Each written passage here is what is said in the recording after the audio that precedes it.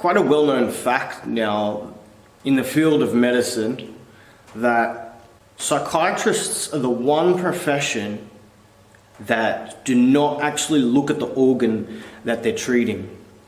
You know, I can list a number of other professions like neurologists and cardiologists who all look at the organ that they're diagnosing things around and treating things around.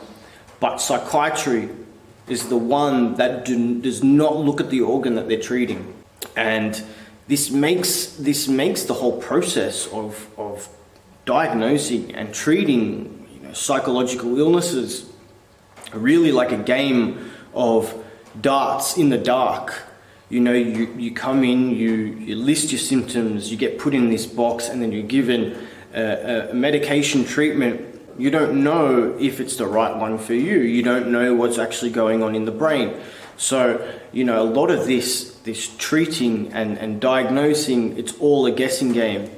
There's a story of a young boy, 8 years old in the US, and he was playing baseball and he bashed a girl on the baseball field, and he was reporting like really, really high levels of aggression. He was drawing pictures of him hanging himself and him shooting other people. And so his mother took him to a psychiatrist, and thankfully the psychiatrist actually did scans on the brain. This was a psychiatrist in the US, one of the only psychiatrists that I know of that does scans on the brain, and found that the boy had a cyst in his temporal lobe, this area of the brain. It was quite a big cyst. They performed surgery on him, and after that his behavior went back to normal.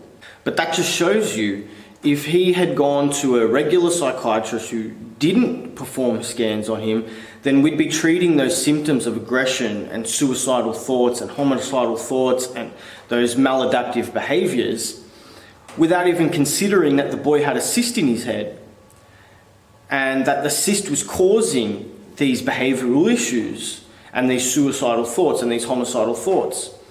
And he would have undergone treatment possibly for years and would have gotten nowhere, because no one was actually looking at his brain, at the organ that they were trying to treat.